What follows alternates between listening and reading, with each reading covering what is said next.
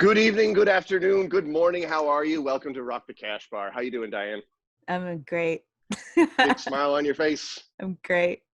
Yeah, I'm doing pretty good too, man. It's been a lot of years and a lot of soul searching and a lot of going it alone and a lot of feeling like you're guided by the wrong stars and a lot of uncertainty. And it's nice that it's finally over and it can be like over in one fell swoop. You know, it's just like, okay, that's it. You know, we can clear everything out and everything can go back to normal. And that is certainly the way that I felt Saturday morning when the good news finally came across my cell phone screen that Creed is going to reunite and go back on tour next year. I could not have been happier. Holy living shit. At long last, I can go to rock and roll again. Oh my God. I didn't realize how long I've been holding that breath. I really didn't. Like, I knew it was something I was anxious about. I knew it was something I was intensely worried about. I could see the way it was affecting my friends. Yeah. Especially my friends in certain, at risk or vulnerable groups, For sure, beer drinkers, for sure. baseball hat wearers, dudes who don't like shirts with sleeves. Like, it was great. It was really wonderful that we could all just fuck, finally. And and it was nice to know I wasn't alone. Like, my windows were open and I heard like a cry go up. I'm like, oh my God. I saw videos of people dancing in the street. Oh, Ben, magical. Creed is back. Creed is back, everyone. Creed is back. Let the national celebration begin. Episode 42 of Rock the Cash Bar is at hand. I've been looking forward to this one for quite some time, really since we started it. I'm really excited to talk about this band and this guy in particular. I'm super excited about our guest. There's been a couple of episodes. Yeah, let's let him in. Let's let him in and then we'll tell everybody. Yeah, go ahead. Yeah. Ladies and gentlemen, we're bringing in a fantastic stand-up comedian who is also a musician in his own right, but a very, very funny guy. Coming to us, I believe, from his home in Austin, Texas, Mr. J.R. Brow. J.R., are you there? He's working on it. we're Zoom meeting our way through it. I can see him. We can see him. He can probably see us. There we go. Howdy, how's everybody? How are you? Doing well, man. Good, thanks. Am I a little dark in here? No, I think you actually look good. Okay. No, you look fantastic. You're looking good. Are you in Austin tonight? Yeah. I just got home. I was in Oklahoma City all week until Sunday. How's that going? Oklahoma City. Yeah. It was interesting. I had to go up right after all the election results were announced, and so it was a bit tense. But I broke the ice. I basically went up and looked dejected. Said, "I can't believe it. I don't know, man. He's done so many great things, and all of a sudden this. I mean, Dak Prescott was set to be the best quarterback." Did it help? Did it do it for you? Yeah. I mean, it's just you got to literally. I'm not going to attack politics in the belly of the beast. No, it's not safe or smart. Corbin, my husband went through there recently, and he was like, Oklahoma must be known for water slides and paintball because that's all I saw on the whole and Brahms. Yeah. So, Ben, go ahead. We are gathered here today to discuss the Smiths in general, Morrissey in particular, and Girlfriend in a Coma with a Focus. It's going to be a fun one. Screaming eyes. Sorry. We usually ask right up front, and I'm sorry, I don't really remember how we, I know this is a Patreon vote when we had the 3 votes, but did JR, did you select the Smiths to do? Because if you did, thank you. Mm-hmm. Yes. Where did you, well, first of all, like how old are you? I'm 40. I think you're a little bit older than I am. Yeah, I'm in my 50s now. I'll just round it off. How about that? Yeah. So you were right. The Smiths are wheelhouse for you. We've had a couple of people on that, like we had Tommy Drake was on to talk about the Beatles, and he's really kind of too young to be a real Beatles fan. And, no, I was going first year to college. I took a trip to San Marcos to check it out. Southwest is what it was called then, Texas State now. and I went to this guy's. He was a year ahead of me, so he was already in college. And I remember going to his house and just hearing that "You Shut Your Mouth." What's that song called? How can you say? How soon is now? Yeah, how soon is now? And I was like, oh my God, that is so. It was brand new, and so I just followed him from then, and it was just like it's been a joyride since, you know. I have a question. I have this written down. Okay, so our friend Paul Odo, who you know didn't listen to the Smiths when he was young, and like think in his 30s, he was like, okay, I know a lot of people who I like and respect that like the Smiths. I'm going to try to get into it. Can you guys tell me like a song to start with? And I just remember thinking, you missed the boat. Yeah. You can't start in your 30s if you don't get it in young with young angst and hormones and a poetic understanding still of the world. You can't get in your 30s. Oh God. And you know, it was recently this morning actually, my wife she woke up and she goes, oh God, I swear to God, I thought it was Sunday, but then I'm like, oh, I can't just lay in bed, I have to go to work. And it immediately prompted me to sing "Every Day is like Sunday." So on that note, the reason I kind of coerced you to doing the Smiths, because I don't know if you remember this, but that's kind of like how we met. I don't know if you remember that at the Westlings took JR to an Astros game and invited us, and me and Corbin came and met them. And I had been listening to that song or something. I had the song stuck in my head, a Smith song. And I was sitting next to you at the Astros game, and I was just kind of mumbling, stop me, oh, ho, ho, stop me. Yeah. And then I didn't expect it. And then you just leaned in. You're like, I've heard that one before. And I was like, ah. Yeah, that's actually one of my favorites too. Mine too. In high school, I mean, in college, I was dating a girl that I eventually married and since divorced. But when we were together, our favorite song was "Rush and a Push." Do you remember that one? No, I've never heard that. It goes, "A rush and the push and the land is ours," and so it has. Okay. And now it begins. You know, and then I was whatever to fill the air. It's awesome though. I don't know. I would love to see Morrissey live just by himself, I know, but I was a big Johnny Marr fan, so Johnny Marr's fan, so there you go. Yep, I agree. So what was it when they were having their big hits in England in the mid 80s, like 86, 87? How were they like received in America socially? Because obviously like now if you kind of have to quietly admit that you love the Smiths, or otherwise both like the cool kids and the anti-cool kids will drum you right out. Yeah, well, it's true. Even coming from Killeen and then going to San Marcos and then eventually liberating by moving to Austin, it took a lot of balls, I would say, to say, yeah, I like the Smiths, Yeah. And yeah, you don't just hop in a car full of football jocks and go, all right, who wants some Morrissey? Yeah. But you're sneaking in under the radar. I'm into Pantera. I love Anthrax, and I kind of like the Smiths. Ironically, I love Pantera too. I do too. That's what's fascinating about this group is that usually is the mixture of like the guy who can listen to Danzig can also show up at the Smiths concert or the Morrissey concert. It's the same crowd. And because Morrissey can write some fucked up satirical lyrics under that beautiful melody. Oh, he's dark. I mean, I grew up on stuff like that, and David Byrne and Talking Heads, their lyrics were great. But I just always have liked the bands that have that. I loved The Cure. I loved Joy Division. Yeah. Anything with just a dark edge to it. And good writing. It had to be good writing for me. Yeah. And that's what a lot of these bands that we love have in common is just how great the lyrics are. Mm-hmm. Well, let's get into Girlfriend in a Coma. Yeah. So, all right, here we go. I don't know if you've listened to the podcast before, but the first thing we do is go through the lyrics. Sorry. Say again? I don't know if you've watched the podcast before, but the first thing we do is go through the lyrics line by line, and then we get into the shit talking. Nice. So I'm just gonna read it. If you wanna drop in or tell me to stop talking or whatever, just interject anytime. But I'm just gonna read it through. So it's Girlfriend in a Coma. I know, it's serious.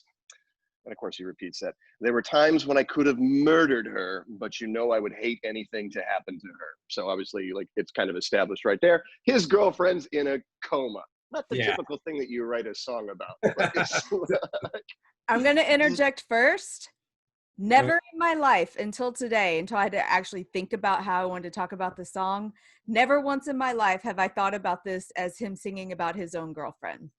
Because I've always known him to be like, I mean, he can say asexual or whatever. I'm like, you're a gay dude. He's a gay dude.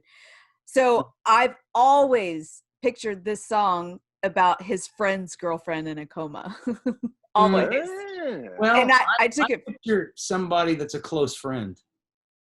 Like oh, really? Yeah, but guys can't call it their friends boyfriends, but girls always call their friends girlfriends. Yeah. You know? I always thought of it as kind of like in a dark way where like his girlfriend is in a coma, but he's gay, so he's secretly relieved that he's about to be done with this burden. Right. To take it a step further, I thought he was in love with his best friend and he wants his girlfriend to die because he's in love with his male friend. So with all those theories in mind, let's keep going. All caps. No, I don't want to see her. Do you really think she'll pull through? So that kind of underlines like that's the kind of obviously the kind of thing that you say to a doctor or like this is waiting room talk now. Like he's really she could be obviously too. She could be what? Say that again. Mangled, you know, like I don't want to see her this way, like you know what I mean? Like yeah, we didn't ever find out how she got in a coma. Ooh. Yeah, you don't get a coma from breaking a leg, you know, you get head trauma. Yeah. Yeah, I guess there's that kind of like hidden thing, just like, well, what's she doing in the coma? Maybe he put her there. Yeah, because he pushed her in front of that train. Girlfriend in a coma, I know it's serious. There were times when I could have strangled her, but you know I would hate for anything to happen to her.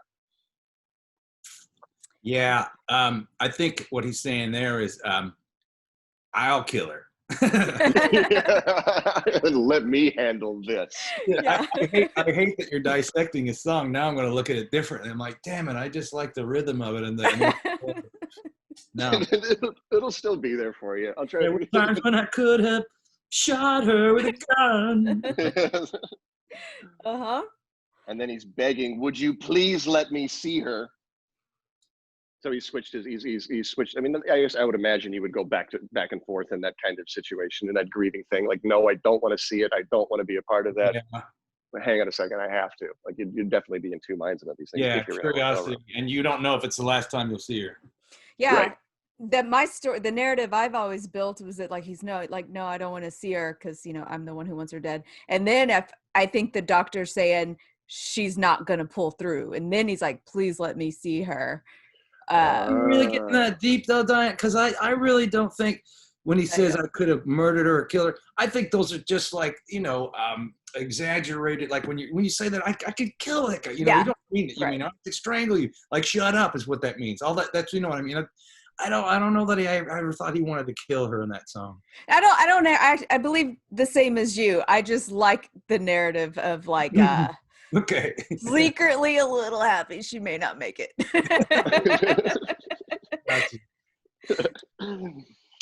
Do you really think she'll pull through? And then, of course, like the absolutely crushing close to the song where he says, "Let me whisper my last goodbyes. I know it's serious."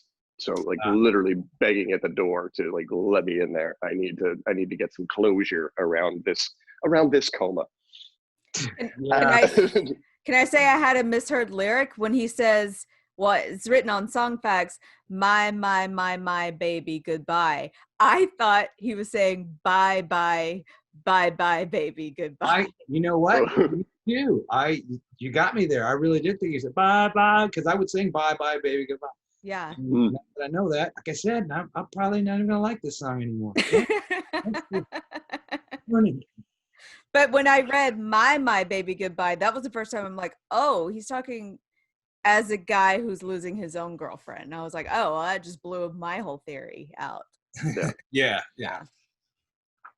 I don't know. I think I like this song a heck of a lot more now that, I mean, I didn't, when I was a kid and I first came to the Smiths as a teenager, I mean, I read their lyrics and I would write them down in notebooks, and I thought I understood them, but I understood them the way like a 15 or a 16-year-old boy would understand them. And that's the way I thought of Girlfriend in a Coma. It's just like, either this guy, it's a gay guy who's secretly happy that his girlfriend is gonna die. Like he's conflicted about it. Like, he obviously loves her, he obviously cares about her, but if she dies, then he gets to go on and live his real life, free of the burdens of her love.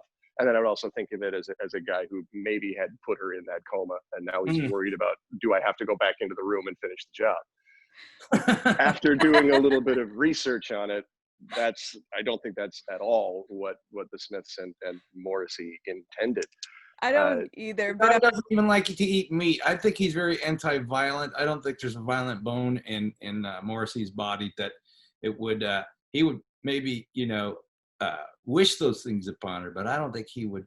His hands are soft. His hands are too soft to commit anything. Yeah, those aren't murdering hands. No. It's not a murderer's haircut either. No, it's not, or glasses. It isn't. But whenever I pictured the bye bye baby goodbye, and this is just me being funny in my brain, I pictured a pillow going over her face. Yeah, absolutely. Yeah. Wow. 100% the way I pictured. Thanks. Now I will. You're welcome. Bye bye, baby. Because he's like, wait, she's recovering. Please let me see her. Bye bye, baby. Goodbye. That's not what I actually thought. The original lyric was, is the camera off? I think I've been watching too much of the latest season of Fargo. I don't know if you guys are watching that at all, but the nurse is fantastic. We binge watched the first 2 seasons of that, and I've loved it. But the problem is that so many other good shows come out, you kind of get interested. And now I'm into something else with Nicole Kidman, and it's I think I know what you're talking about. And Hugh, what's his name? Hugh Grant. Grant. Yeah, Grant. Yeah, and we were supposed to get last night, but our HBO Max. You have this problem. You watch shows, like everybody always wanted to get like the package. You get all the different shows with your Wi-Fi package, and then you click on it, and it's like, oh, you got to sign up for this. I'm like, I already signed up for the damn thing 3 times. Yeah. You get it too? Yeah. That makes me so mad. It's like we argued with the TV all night last night instead of watching something. Oh, I'm sorry. Like, I'm gonna go back to cable. Like you're already yanked it. I know. Same. Sorry, wasting time talking about complaints and shit. So sorry. It's okay. We've done it all 2020. Oh, yeah. Yeah. True. So let's see. I know Ben has a lot of research and thoughts on Morrissey today. I will say one Rolling Stone article I feel like was way the fuck off when they talked about what this song was about, but it says Armand White of Rolling Stone calls Girlfriend a song about AIDS, which responds to the crisis that took the lives and broke the hearts of so many friends and lovers, and situates it firmly in the 80s. He wrote a whole article about how this song was about the AIDS epidemic, and I'm like, no. You and I are going to go round and round, lady, because yes. No! So you say it's symbolic of his writing wasn't literal lyrics then, so there's no girl, there's no coma. What it really is a friend of mine who's suffering from AIDS, and I didn't like that person. There's a lot of things I didn't like about him, but now that they're dying, I kind of regret having said those things. Yeah, I bought that article in whole cloth. Like, I really think that as a writer, he's trying to dramatize homosexual grief for a heterosexual audience. Oh. Like, I think instead of, like, if he was going to have a song called "Boyfriend in a Coma," then it would be dismissed as gay pop. But "Girlfriend in a Coma" actually has a chance to get on the radio and get into people's heads like mine. I just think he writes so honestly that he could have just written a song with more poetic lyrics right about AIDS. I don't know if he would have to disguise it. That's a damn good point, because Meat is Murder is about meat, and it's about the and being a vegan, and so it's not like he's I'm writing a song, Meat is Murder. Actually, that's about the 10 offenses in fucking Vietnam or whatever. It's just like the helmet that the guys used to write that on their helmets, Meat is Murder. Right. But they didn't. That you look at the album cover and it didn't say Meat is Murder on the helmet, but no. They made it that way with a Sharpie, like our president used. Anyway. No, I could see the argument that Rolling Stone, the writer in Rolling Stone was making, because there's Morrissey quotes where in other articles where like a writer was asking like in his songs, in his lyrics, his romantic songs aren't boy girl, but they're also not boy or girl. They're not specifically about heterosexual relationships or homosexual relationships. Right. Morrissey himself, of course, famously says that he's celibate, that he's asexual, even though he's written a lot of songs about sexuality. Yeah. I mean, how many times? Hang the DJ. Do you remember that one? Yes. Oh, of course, yeah. Yes. We played poker, Matt Sadler and friends and family. It's about 5 or 6 of us, and every time Matt or I get the deal, and somebody gets shitty cards, they always go, "Hang the dealer, hang the dealer, hang the dealer, hang the dealer," and we just go. And that's one thing Matt and I have in common is our affinity for the Smiths. So every time we play, you better have that in the damn music selection in Spotify. So. Well, I remember hearing a rumor that Hang the DJ was about his disdain for rap music. That's what he was like. I don't relate to this music, like because it got so popular, and he's like, "Hang the DJ." I don't know if that's true. No, it could be. Is he from Manchester? Did you even look that up? Is he Manchester? He's from Manchester. Yeah. Okay, that particular era, and he was coming out of there just as everything. Did you guys seen 24-Hour Party People? Oh yeah. So you saw that scene, how it was all just the greatest punk bands, and then within about almost immediately after the death of Ian Curtis, and it just shut everything down. Yeah. So they reinvented themselves, and they started just bringing guys up and playing the records of the bands that they had. So it would entertain them, and then they just got crafty and started mixing them, and that's how that was all born, right there in freaking Manchester. Yeah. And you're right. The Smiths, Buzzcocks are another band that fucking hated that scene too, because they're like, "What? No, you can't. Doesn't make sense unless it's live," Right. Buzzcocks is one of my all-time favorites, and that lead singer was 16 years old when he started. He was the bass player, and I fucking love him, man. He's and I saw them about 10 years ago, and they're in their 40s and 50s. Nobody ever told them that they got old, because they sounded like they were 16 again. They were that good. Oh, that's the best. That's the best, because it's really depressing when they lose it, like when the bands you love they can't hit the notes, or they don't have the energy. Like seeing Andrew Bell from Erasure now, same. He doesn't wear a tutu. He kind of dances in place. It's not the same. You know who set himself up for being old and not changing was the lead singer from the Psychedelic Furs, because he started out with a "Love My Wife." That's really true. Another one is Robert Smith from The Cure. He never did anything but stand there and play his guitar. So yeah, I know, as bad as he wants, and that's what everyone's saying. He got chubby. He looks like the Humpty Dumpty. I don't give a fuck. I don't either. Yeah, he's a romantic too. He's been married to the same high school sweetheart forever. I know. We did a Just Like Heaven episode and talk about Mary being in the video. I think she's like one of the only girls that's ever been in any of his videos. Really? Yeah. See, I only heard that just driving across the country listening to Sirius XM. But back to the Smiths. Sorry. Roots out of that. All of that kind of stems from that period. What all I was jamming out to. Yeah. And I used to go on stage and try to get that tremolo, because Ben, I'd play guitar on stage and whatnot, and I would get that tremolo. That's when I would just do the "How Soon Is Now" part at the beginning, and I would just be like, "I am the song," and I'm like, I'm not even gonna play the whole song, but the people in the crowd are like, "Whoa, you got!" And then I would turn it into the "No Wait" song, because I don't know the rest of it. I'm no wait. Let's see what. But yeah, shut up. What were you? Ben, do you have more to say about your arguing that this song was about AIDS before we move on? Oh boy, do I. Oh yeah. Let's hear it. I really do. Like, if you go back, I don't want to go back over it line by line again, but if you're thinking about it, and I can only do it from, I'm 40 in 2020. I wasn't around in the mid 80s when the AIDS pandemic was at its peak. Yeah. I'm not gay myself. I have friends who are. I'm not really steeped in gay culture, but I'm close to it, or I try to be. So I'm making some assumptions here that may seem very, very ignorant, but I'm going to go ahead anyway. I would think that Morrissey in 86 or 87, when he's looking at the way that people are talking about AIDS and what's happening with AIDS, he's a thoughtful man, we know. He must have known that there's no way that he could come out with Boyfriend in a Coma, that he couldn't come out with an explicitly grief-filled song about homosexual love, because it just wouldn't go anywhere. Yeah, I understand. I get it. I get it.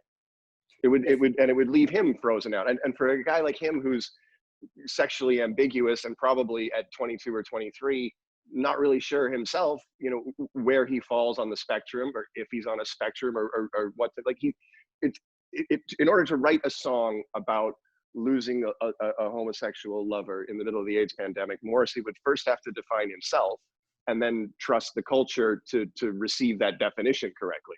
And I think he just skirted the issue by I'm just going to make it about Girlfriend in a Coma. We'll just talk about that idea. I'll explore it that way. Like, I totally buy it that way. You want to know, funny, on a parallel, for years, when the artist that wrote Cars, but also other awesome keyboard songs, was Gary Newman. I always assumed that he was gay. He has a wife, and but when some of the lyrics that he has, I mean, they're straight out like, talking about being in bars with boys, and stuff like that. Just the lyrics alone are like, he's talking about Joe the waiter worked for me. Just it's very sensual stuff that he talks about, and usually with guys. And I was like, I didn't give a fuck. I like the keyboard. I was like I was trying to play keyboard, and I would sing it, and I'm like, what am I fucking singing? But I saw him live in South by Southwest, and he was the coolest guy in the world, and it didn't matter to me. Like, you know what I mean? But when I was younger and I lived growing up in Killeen, which is semi-homophobic city, like, that's when I moved to San Marcos. That's when I was introduced to the Smiths, and I was like, I didn't care what he was. I loved the way he sounded. I loved the way it sounded. I loved the way they made me feel. And, all that music changed me. It really, it opened my eyes to so much more great music out there and people. Yeah, for sure. And Ben, if Morrissey came out and said, yes, this song is definitely about AIDS and all that, even though I disagree, if he came out and said it, I would be like, I concede. You'd be the first one to concede. Tie that one in. But I will say that let's see, where was it in my notes, that Morrissey basically was saying, this song that I wrote was horribly depressing. You should not be playing this on the radio. Really? Yeah. Like, he just wanted it on the album. He's like, why would you play this on the radio? Oh, funny side note to that. Same with Joe Strummer and the song that made it to the USA, the Train in Vain. Oh, really? They were like, we were just fucking off. He goes, we need another track. And he's like, because it's a double album. So they filled all these songs and they were running out of songs. And they said, well, let's just put this one together. And they threw it on there and it became their hit. So that's kind of fun. It's tacked on to the end of that album too, like right on, because I think because we did London Calling a couple of weeks ago, and I think if I remember the research right, that they stuck Train in Vain on the end of that album just on the U.S. release. It's not on the UK London Calling. Apparently. Right? They didn't give it two shits about it really, but it was their breadwinner for years. There's a lot of songs that are like that. Who's the Cheap Trick with I Want You to Want Me, I think is the song I'm thinking of. But that was one of those ones that it was just never meant to be released, in a big band argument. And it's like, this song's going nowhere, and it turns out to be one of the biggest singles of all time. It's always hello and good night, ladies and gentlemen. The same, the intro to the album and the outro to the album. Those were just them warming up. You know what I mean? Yeah. Yeah. I always love stories like that, especially when an artist fought for the song not to be released as their hit. Like, Tina Turner hated What's Love Got to Do with It. Yeah.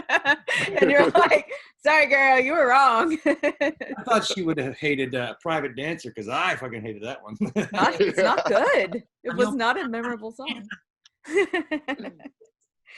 Your private dance. All roads lead to Bowie, and I didn't know that Bowie and Morrissey were actually were pretty good pals. Yeah, up until they toured together. I was reading a really funny quote that Morrissey had about like they're having breakfast in 1992, and Bowie like confides in Morrissey. He just goes like, I've just had so much sex and drugs that sometimes I'm surprised I'm alive. And then Morrissey, who must have done like a coffee spit take, who's just like, I've had so little sex and drugs, I'm surprised I'm still alive.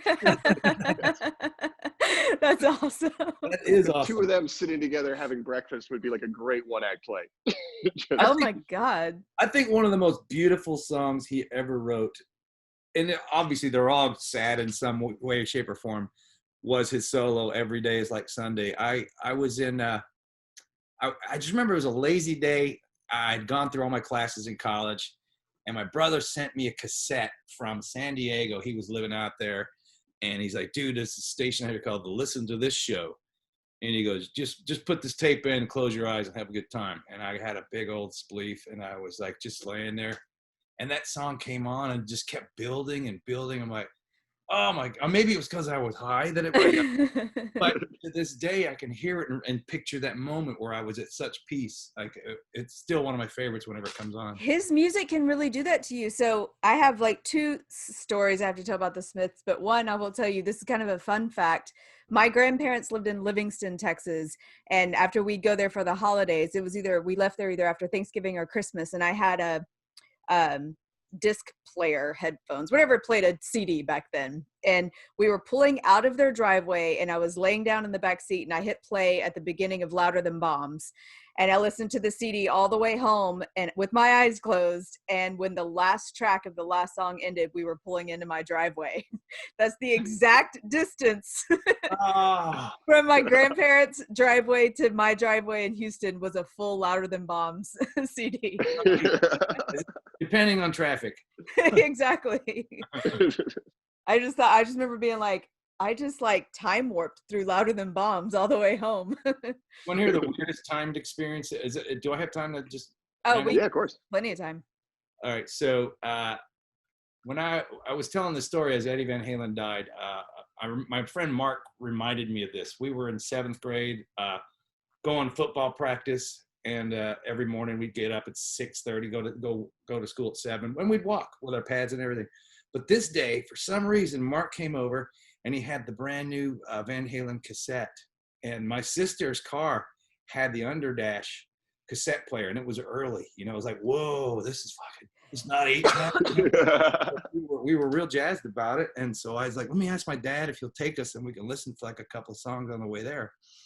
And my dad was kind of reluctant, but he's like, shit, all right, get in the car. My dad was an old sergeant guy.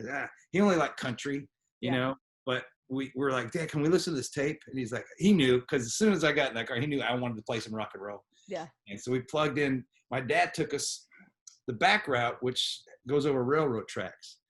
And I remember plugging the tape in and cranking it. And the first thing that came out was the train sound to Running with the Devil. As we're going over the tracks, my dad hits the brakes, punches it. He's fucking gonna die. And we're just rolling, laughing so hard as the bass is coming up. Boom, boom, boom. My dad's cussing at the top of his lungs. We can't stop laughing. He's like, you guys are sons of bitches. And I remember until he started laughing that we thought we were going to give him a heart attack. But it was such perfect timing. As we were going over the railroad tracks, that song started. That's really good. One more, and then I won't have much else to say about this, but I have to get this story out because I didn't remember it until today. Oh. So in 1992, Morrissey, he was not playing a concert in Houston, but he came to the record rack in Houston just to sign autographs. It was a release. It was an album release. And people went fucking crazy, me being one of them. And my friend Anita, her mom was driving us to the event to go get his autograph. And I thought I was so clever. I had my diary because of the line, "Can you squeeze me into an empty page of your diary?" And I was going to have him sign my diary. And I just thought I was going to blow his mind. He was going to blow my mind. Anyway, we're in the car and they are announcing on the radio on 104 that the first 500 people, people waited outside for 30 straight hours for this. Yeah. And the first like 500 people with wristbands, that was it. They were going to cut it off after that. And it was already a done deal. And so she turns the car around, just like it makes sense to go home, and crushed my fucking soul. Oh. Because when you're a teenager, you're like, no, just get there. I'll figure out a way to get in line. Yeah. I can make this happen. I'm cute. I can get in that fucking line. And she was like, nope, and going home. And I was raised well enough to know I couldn't have a bratty fit. Like, she wasn't going to have that shit. My parents were going to have that shit. I just kind of had to suck it up. But I just went home and cried really hard. You could have ended up at the roadie. I'll do anything to get that autograph. And now you're like almost famous and shit. But can you imagine Band-Aids for the Smiths? Or for Morrissey? What did they do? It's true. I'll go get you a salad. Right. I'll make you a cup of Earl Grey. You're going to love it. Is it afternoon? I'll get you a cup of chamomile, sir. Sir Moz. Can I call you Sir Moz? The first time I ever heard of the Smiths, because I grew up kind of in rural nowhere, and we didn't have MTV when I was a kid, and the radio stations weren't playing anything cool. So when I moved down to Houston in 1995, I was 15, and then all of a sudden there was all of this music that I didn't know anything about. And my girlfriend's best friend was a huge, big Morrissey fan. Huge, big. Like, you went into her bedroom and it was like Morrissey posters absolutely everywhere. I had, the big wall-size ones, the ones that cover the whole wall. Yeah. I had that. Huge ones. And I didn't my parents are from England, and there's just something about, I don't know what it is about Morrissey's face, but you just look at him and go, that is an Englishman. I'm sure you get very upset because like, I am Irish. Like, no, that is an English face, dude. Yeah, the jawline, everything. Yeah. That is straight up Manchester. What? Money. Yeah. Money. Apparently Manchester is a very like hip cultural center now, but everything that I've always read and when I went through there when I was like 8 years old, it feels like a really like rainy and industrial town. Yeah. It's like rough. It was a shithole. That's what they were saying about. It was like post-war dump. All the factories were closed and everything, and so it was really a lot of empty spaces, which is how they formed that factory warehouse kind of feel for a studio. The factory. Club. Yeah. It's funny. I worked with a guy. I was doing Carnival all the way up to March 14th, by the way. Oh, yeah. I fucking shut him down. I was lucky to get home, by the way. But on that trip, I was with a friend of mine who was the cruise director, and he's a young kid. He's probably 27 or so, and he's from Manchester. His name, is Andy Mercer, and he talked like that, and he's just great. And I love talking to him. He just, he rambles on and on a little bit, and I just, as I was picking up on his accent, I remember thinking, well, I'm gonna do one of his jokes as him. So, can I tell y'all his joke? Yes. Yeah. So stupid, but I'm going to tell you anyway. He goes, ladies and gentlemen, did you know? He goes, did you know that a slice of key lime pie is only $3 in the Florida Keys?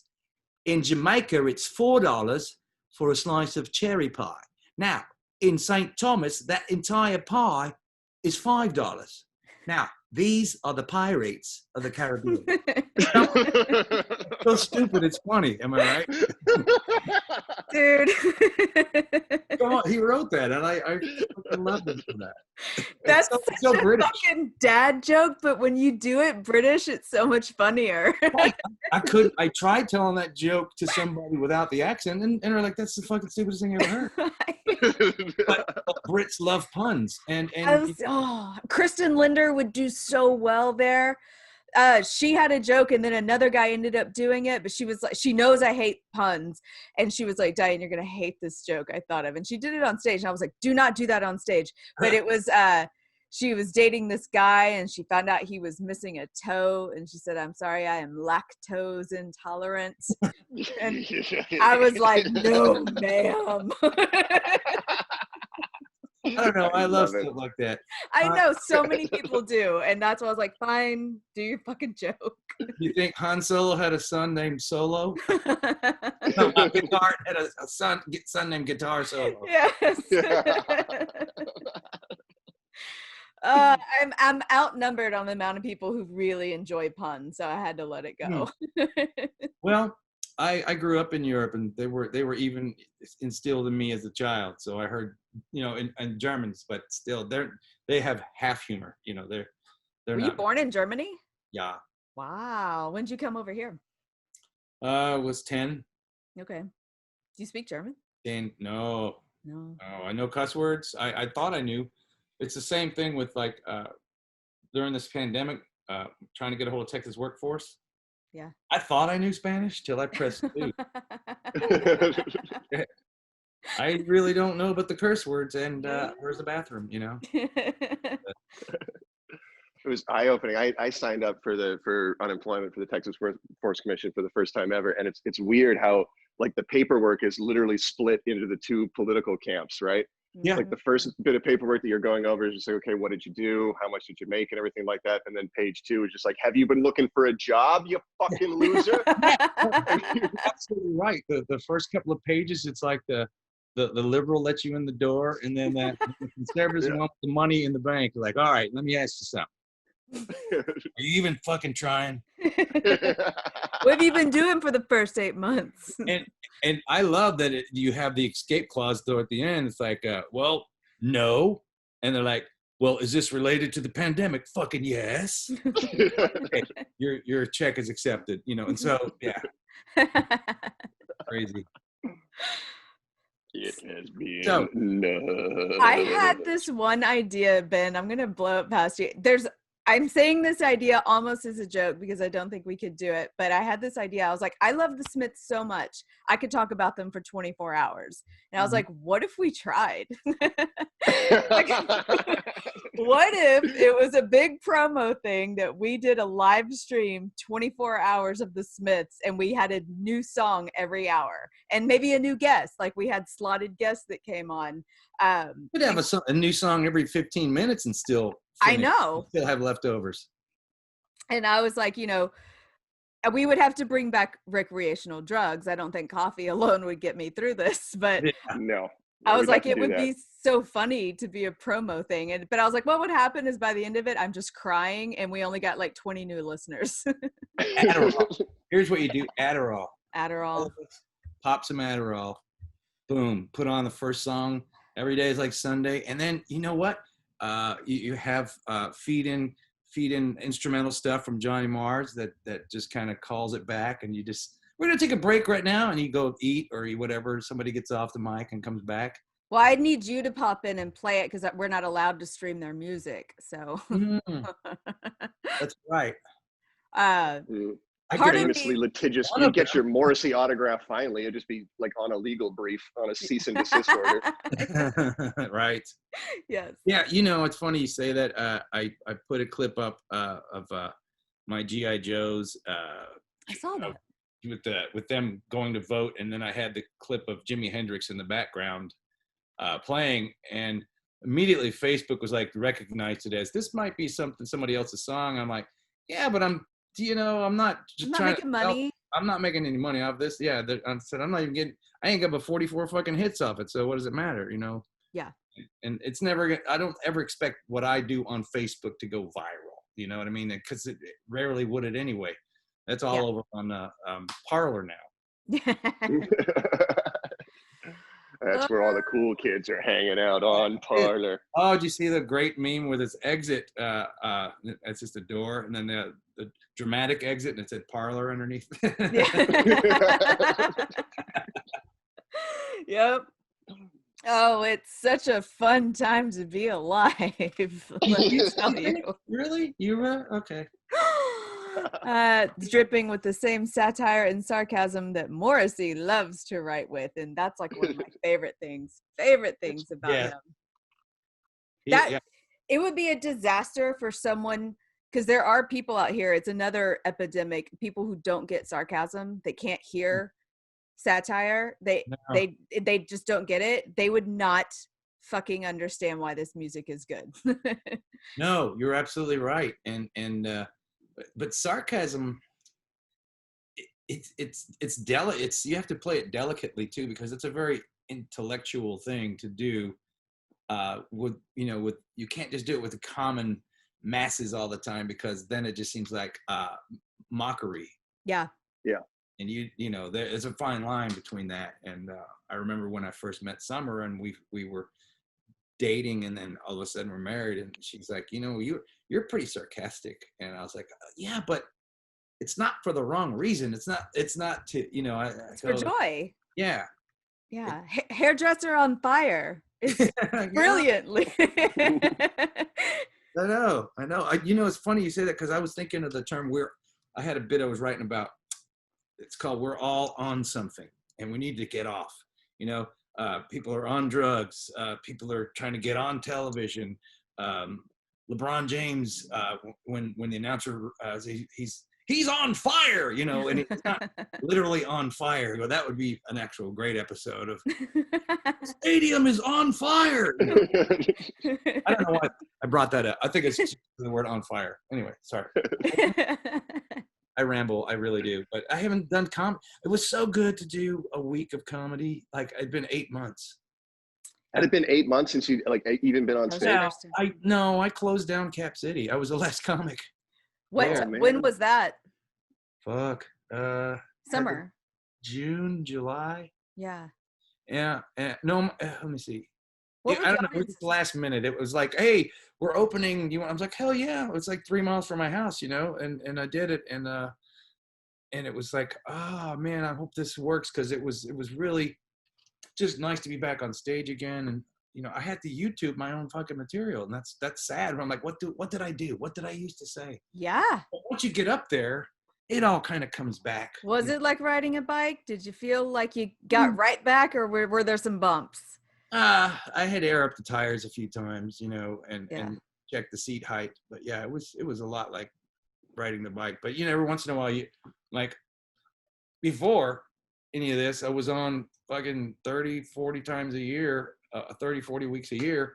So it was automatic. There was never a pause. But it's been fun to go up there and have dead silence and then build from that. So I think, in a sense, it's helped me, because I can think on my feet better than I used to, as opposed to think what's the next bit. You know what I'm saying? Now I can react to my surroundings better because of the now, and the now has been sucking donkey balls for about 8 months. Uh-huh. So, yeah, and I think it's like almost the times when you're up there and you're commiserating. It's almost like you don't even care that you're not getting a laugh. You're like, fucking, you know what? You're going through the same shit, and it builds. And if you can get them at the end like you're supposed to anyway, then all that was the build up to the thank you, good night. Do you think the audience came in a little empathetic than audiences were pre-COVID, because we've all been through this? I think they were overjoyed, and they just want that. I know for sure they did not want to talk about politics, because every one of us on this planet has been watching politics because we're quarantined, because right. the fucking shit show goes on, and we want to be able to say we don't, and a lot of us say we binge watch stuff, but we're all on the same page. So there was no way that I was going to go up and talk about something that everybody has already been talking about every damn day. Yeah. I wanted to just try to relate my experiences of what it's like, at my house, and going through. My wife teaches Pilates every day, and Zoom meetings, and I'm working out with her, and I'm in my 50s, and that shit ain't cut. I mean, I make all those old man noises. I'm the only one grunting and moaning. Yeah, but still, It's really funny. Yeah, I just loved being able to. Actually, what I really liked was the fucking paycheck. Yeah. I'm like looking at it. Remember when I got paid to talk? God. Yeah. That was amazing. Well, did you see the vaccine news today? 90% effective. Does that give you some hope? Yeah, about 90%. I'm looking forward to it. And they said by summer, June, July, it should be readily, like everybody will have that second dose or whatever it is. But I'm not counting my eggs or whatever they say. What's it called? Don't count. Chickens before they hatch? That one. Yeah. That one. Because, I was working for the ships for quite a bit there, and just like Tommy and a couple of our other friends, mutual friends, and that shut down. It just destroyed every conceivable bit of income that I had. Yeah, the Westlings too. Yeah, and they keep coming back with, well, we're gonna go out in November. Well, we're gonna go out in December. No, you're not. No, you're not, because the CDC is not gonna fucking let you. And until that vaccine comes out, I think I'm just gonna be here at the house drawing dead pets. And they look gorgeous though. That's all I can do is draw dead animals and fix stuff. There's nothing broken in my house, I'll tell you that. This fucking house is fixed up. My husband spent all of his energy in like the first 3 weeks building a treehouse for my son and kept adding on it, and it was amazing. And then he's been like, shit, now what? How about you, Ben? Oh, I didn't accomplish anything. I'm not an achiever. At one this point, podcast, this is what we've done. I like this. I put out 42 episodes of music. That's great, though. I mean, at least you guys did something together, and I'm very impressed. I will say, I maybe watched like you guys. I knew that you were like with. It looks like you have a crystal ball, and I know it's a microphone right there. Yes. There. Yeah. But from the view, like if you look at the small one, you have the little lights behind you and your face, and it's almost like you can tell the future. You're like the white Whoopi Goldberg in Ghost. Don't I wish I was clairvoyant? I could tell you when not to worry anymore. I could tell you. And I like the crime, the witness protection silhouette that Ben has going on over there. It's accidental. We're recording at a different time of the day, or at least the daylight savings. You're like, there's not even my face. You need to bring your pedal into it. Yeah. That pedal you have. Look, the doctor told me my girlfriend was in a coma. I went into the room to whisper my last goodbyes, and that's the last I saw of her. I don't know what you're talking about. I was in the Hells Angels for 8 years. Exactly. That's perfect. All right. I think so. I have to tell you that Jeremy Essig wanted us to tell you hello, and that he misses you. We're mutual Smiths fans. Yeah. Yes. So Jeremy, we did an episode with Jeremy, and he did the replacements, and it was awesome. So he came up with, it's a game he's been playing when he was on a radio show a long time ago for years, and we have made it a segment now, and it's the 6 degrees of Tommy Stinson. So it's like the 6 degrees of Kevin Bacon. You throw any musical guest at him or any artist, and he can tie it back to the basis of the replacements. And he does it every time. So I haven't heard this week's, but I pretend like we know it. I splice it in. So here is this week's 6 degrees of Tommy Stinson from comedian Jeremy Essig. Hey friends, it's time for 6 Degrees of Tommy Stinson, our weekly exploration of music history and trivia where we try to connect the Replacement's bassist to our episode's featured artist. This week, Dianne, Ben, and JR are discussing Smith's frontman Stephen Patrick Morrissey, who we can connect to Stinson in 2 steps through his first solo album, Viva Hate. Viva Hate featured guitar from English musician Vinnie Riley, who would also contribute guitar work to a track from Baltimore-based electronic musician BT, who would later employ Stinson as a bassist on his 2003 album, Emotional Technology. Now, the name BT might not jump out at you unless you're a huge electronic music fan, but anyone who's heard pop music in the last 20 years is familiar with a form of music editing BT created called the BT stutter that sounds a bit like this.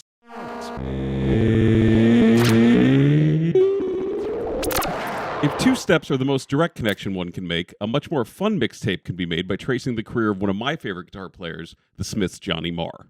While Morrissey started releasing solo albums soon after the Smiths' breakup, it wouldn't be until 2013 when Marr's first solo album, The Messenger, was released. So what was he doing for over 2 decades? Playing with everyone. He had stints in The Pretenders, The, Modest Mouse. He was in a crazy supergroup that included members of Pearl Jam and Radiohead, and also contributed to artists from the Pet Shop Boys, to Oates, and the Talking Heads. The intro to the Talking Heads' Nothing But Flowers sounds remarkably similar to number of Smiths tracks. And on the off chance you didn't notice Marr's presence sonically, he also appears in the video. As does Talking Heads guitarist keyboardist Jerry Hairston, who, once the Talking Heads broke up, went on to a successful career as a producer, creating albums with everyone from the Violent Femmes to the Crash Test Dummies to Live and No Doubt. Harrison would produce the band's Return to Saturn album, which was recorded around the same time singer Gwen Stefani was performing with Prince on his Rave Unto the Joy Fantastic album. Rave would be Prince's 8th album since recording with his band The New Power Generation, a band that featured drummer Michael Bland, who would go on to play in Soul Asylum with Tommy Stinson. So there's your weird mixtape for the week. The Smiths, to the Talking Heads, to No Doubt, to Prince, to Soul Asylum. I'm Jeremy Essig. Back to Ben and Dianne.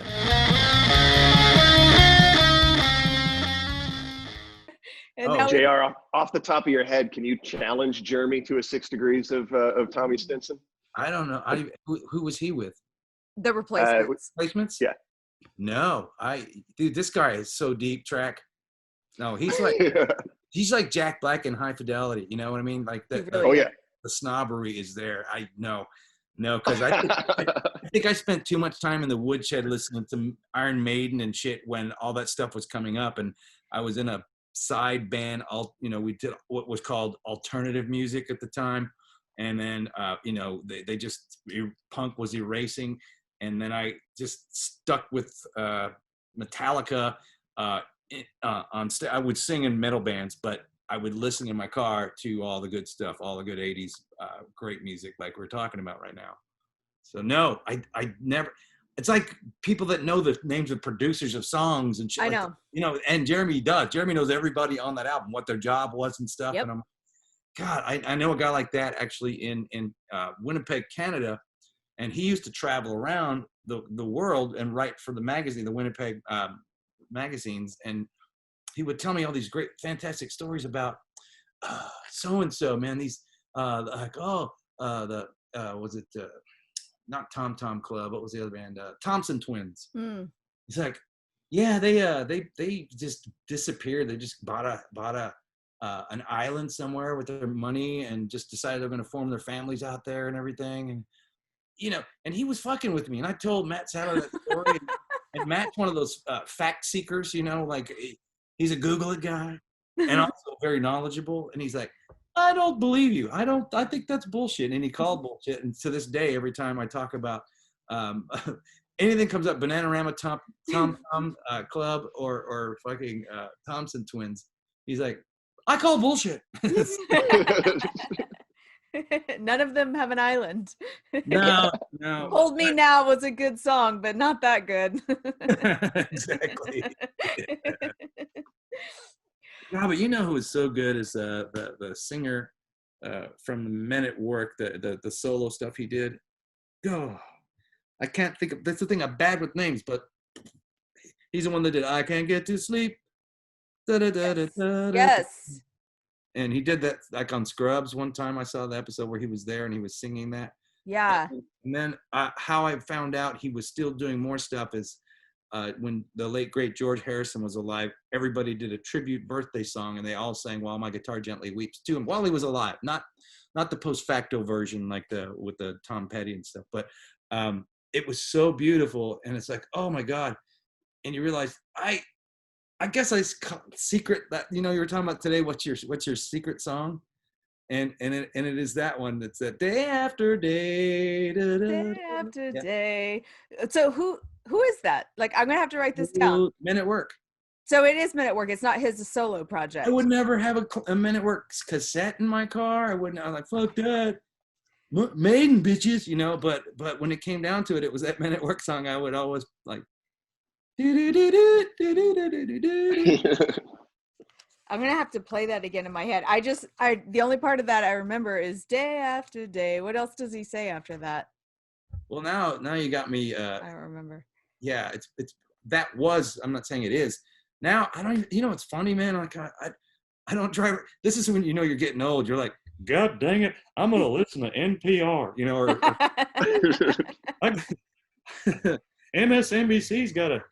Won't they have Ted Cruz coming on at 7? You know. No. You did that so well. Well, you know, what's funny is friends growing up with, in comedy, that is, per se, with Johnny Hardwick, who was a Dallas comic, who then became Dale Gribble on the show. Yeah. Mm. And, you know, he would always tell me about this guy that was doing this show called Beavis and Butthead, and that he was courting him and like to write something. And they both kind of just came up with the ideas of using Mr. Anderson again in King of the Hill, that same voice. And yeah, I always loved that voice when he was Mr. Anderson in Beavis and Butthead. And I remember. I forgot about that. Yeah, I remember Mike Judge was in the back of the Velveeta room. And I go, tell you who just walked in the goddamn room, you know? And Johnny was with him, and Johnny jumps on the back mic and goes, hey, I know where you live. Your house. It was really surreal, you know. Did he turn around like, good job, guys? Yeah, no, he was already, I think he was just there getting drunk. But no, he's a nice guy. I was just saying, that's where I learned that voice, was just by virtue of Johnny, like, talking to me all the time about his excitement for trying to get on the show, and he fucking finally got it. Oh, that's amazing. I don't think people up north, I don't know if they can. Like, people thought it was a bad show. I've heard people say they thought it was a bad show, and I'm like, King of the Hill was perfection. It was such a great show. It's such a great mockery of Dallas and Fort Worth and Yes. Northeast Texas. It's just hysterical. I mean, because nobody uses propane. Are you fucking kidding me? they actually think, like, people in Wisconsin saw that show, like, you guys really love your propane. You're like, fuck, no, we don't. That was the irony. That was the sweet irony that was created by Mike Judge, you know? Right. Oh, the episode where they go to Louisiana to track down Daughtry's parentage is like the greatest 22 minutes of TV I have ever seen. Like I love that episode. Rolling on the floor laughing. Bobby with his I'm going to give room service a jangle. Bobby, stop. Bobby was the best. I'm going to give them a jangle. Because there's so many different like I think if you're from other parts of the U.S., you sort of think of the South as this kind of like amorphous thing that's all the same, and you have to live here to see how different it can be. Yeah, like that fancy New Orleans fanning yourself. Did you come here to tend to the garden, or just to see? That's totally different than like the East Texas twang. And there's a twang in the drawl, and Dale has a twang, and Hank has a drawl, right? I believe I need a mint julep. Yeah. Rob does that so well. Yeah, that movie Bernie, they really break up the sections of Texas so well in that movie. Yes. You know, and it's funny, the guy Sonny that plays, he has a spot role. He's got the hat on. His name is Sonny Barger. Not Sonny, no, Sonny. He's from Austin. Okay. But he was also, and no, they do. You got the East Texas, you know, the North Texas, the South Texas, that all the regions stuff. But if you watch it, you know, Carry On was a legendary comic here in Austin. Oh yeah.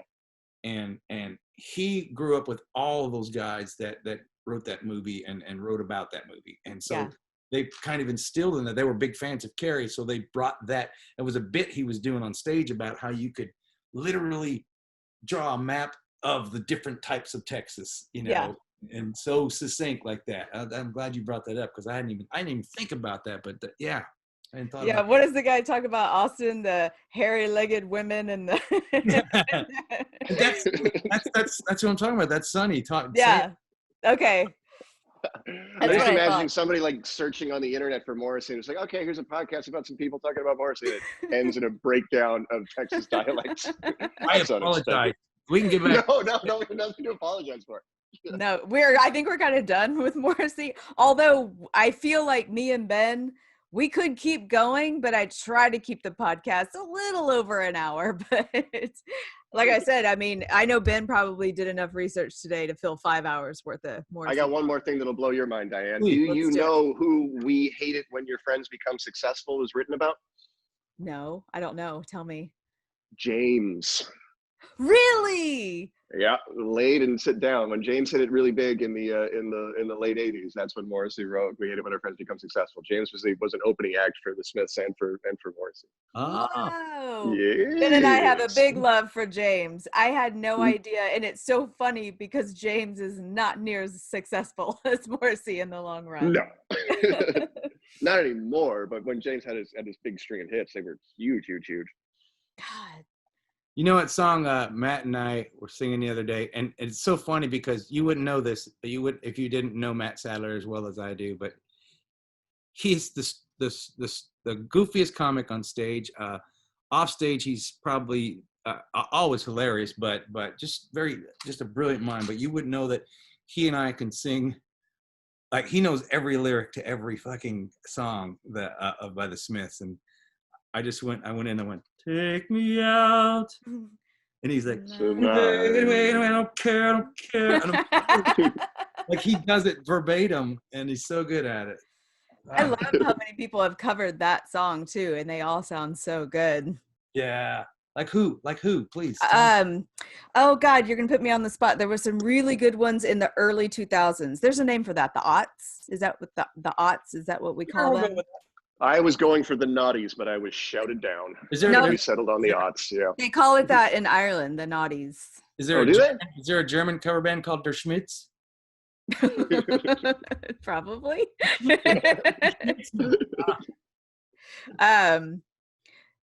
Hold on. I may be getting no. There Was a Light That Never Goes Out I was thinking so many people have covered This Charming Man, but then I was thinking about there was this one band in the aughts that covered There's a Light That Will Never Go Out, and it's very, very good. And this is not good podcasting if I spend my time looking it up, but look it up.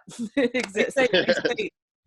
A lot of music critics, and even I think in Rolling Stone, said about that song in particular, that should have been their biggest song ever because it's just like so melodic and so just beautiful, like lyrics and everything about it is one of the most the problem is they created too much music. There's so much that it's hard to if you had just narrowed it down, some of these could have stood out more, but there's just too many great songs.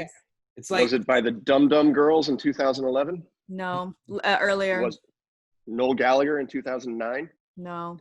Are you doing There's a Light That Never Goes Out? Are you doing that one? Yeah. It's more techno-y. I was watching a Morrissey documentary where they were interviewing Noel Gallagher, and it's weird because they're both Manchester boys, but Noel Gallagher is exactly what you'd think. Like he's the atypical Manchester lad, like, right, yeah, get your tits out.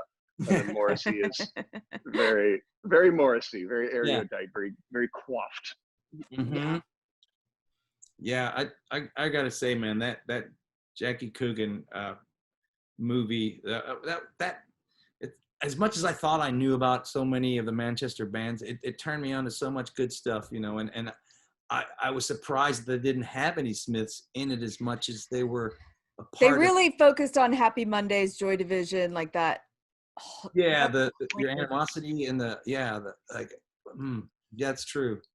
But it did make me appreciate and get to know Happy Mondays, which I like now. I just every time I hear the song 24-hour Party People, I just think of that dancing guy that they had on stage, and I just dance just like him. If anybody hasn't seen that movie, listens to this podcast, and you like this kind of music, you must watch 24-hour Party People. You've been assigned to it. It opens your brain up to so much more. Oh God, But before you do, go to YouTube, search for J.R. Brow Pink Floyd, and light up your life for those 5 minutes. That was a blast. I watched that a couple of weeks ago, man. That was you got those hilarious. clips out there? Did you? Yeah, the Pink Floyd one. I put up a bunch of them because, it's funny. All the years I've been doing comedy, I never wanted to put up any of my guitar stuff. I always just put up my stand-up stuff, and people would be like, "Why don't you put up your guitar stuff?" And somebody would, like from their phone or some shit. but I was like, I never got a good recording that I was proud of. And Dustin here in Austin, Dustin Chevalic, I forgot how you say his last name, Sisley. He's the guy that does all the great recordings at Cap City. And it was such a good sound. Guitar sounded good. I was on key. The audience was laughing. And so there's about 5 or 6 really good guitar clips in that chunk you're talking about, Ben. Yeah. Thanks for promoting it. Yeah, go check it out. It's good. I mean, JR doesn't have to go check it out, but Dianne does. And if you're listening to it, please do. It's so worth it. And then tell me what I need to do. How do I'm like old, so I don't know how to set up my page and go, hey, check this out. It's probably buried. You're probably gonna have to dig. I'll remember this. Hit the circle with my face in it. And then it opens up a whole new chapter of stuff. That's where those clips are. Don't worry, the kids know how to find it. They're so good at this, JR. Boom. That's right. Hold on. I want to, so you said that Day After Day isn't your guilty pleasure song. Do you have another guilty pleasure song, or is that it? Yeah, I do. It goes, I have an annuity and I need cash now.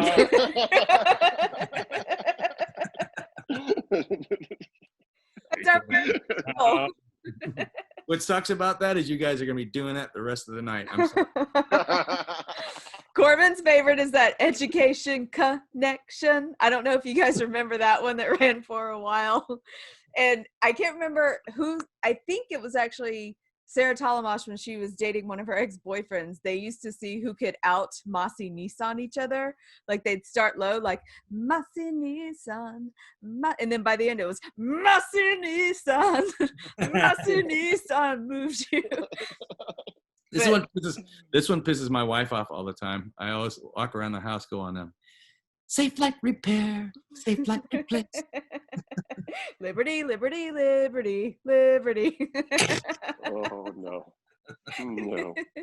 We are spiraling closer and closer to 1-800-CARS-FOR-KIDS. Turn it off. Turn it off now. Dude, every time I hear that, but don't. I'm immediately on the volume. Like, I know what's coming and fuck you kids. What kid's driving a car? This is some bullshit. You know, they even do cars for the blind. I'm like, how the fuck are you, what? Okay. Oh, donate the car so they get the money. Yeah. I thought it was give a blind kid a car, Isn't it insane how these things stick in our minds? Like, I should not remember this, but Burger King, when I was a child, had like, hold the pickles, hold the lettuce, special orders won't upset us. We're just asking that you let us serve it your way. Serve it your way. Serve it your way, or have it your way at Burger King now. Burger King, boom, boom, yeah. Oh, you are a freak. I do not want you going to bed tonight thinking that you're a normal person. You don't even need sponsors. You can just sing them. Love that chicken to Papa. Oh, that's definitely, I mean, is that a pleasure, or is just like I just can't ever let it go? Well, there was a scientist. His name was Dr. Sachs, and he was the one that wrote the movie Awakenings was written about, starring Robin Williams. Mm-hmm. He had been a brain, he'd studied trauma patients all his life. And I read all his books because my father was a stroke victim and I loved his readings and stuff. I mean, his writings. One of the things he talks about in the book called musicophilia is that exact thing where you get a song stuck in your head. And the literal term for it is earworms. Yeah. I never knew that. I never knew they were called earworms. He goes, yeah, you can't get them out because there's nothing you could do. They're stuck in your head. And he said, and why he was getting on that is that he would try those earworms with stroke victims or people who had no speech. And he said, you'd see that even in the worst state of psycho, they would, the patients that never talked for years would then be singing these jingles and would just throw them at him. Yeah, he would just like try different things like playing. And so I tried that with my father, he didn't speak for 8 years, the last 8 years of his life. He was jumbled because he had a stroke. But I would grab the guitar and I would play old songs that he listened to, and he would come alive and he would sing. He would literally fucking sing all the lyrics. And then you stop and like, so what'd you think? Like, and he would go back to not speaking. So it was a really cool experiment, like that Dr. said. Did you just do that like once a day after that? Like, no, I didn't have a chance to come down. But yeah, it was kind of like, missing your dad. Like, just sing to me. Yeah. Yeah. My mom, Oh. that freaked my mom the fuck out, actually, the first time. I'll bet. I bet. Yeah. She's like, he can speak. I'm like, wait. Well, yeah. just in jingles. Yeah. Don't get to the chorus, maybe. That's amazing, though. I really like that. And God, I love the brain. I mean, that's incredible that he could do that. Well, it's amazing that that's the last thing we have. That's the last faculty we actually have before we die is hearing. I mean, it's the most acute, I think. I can't smell. So my memories are not attached to my olfactory. My memories are attached to sound.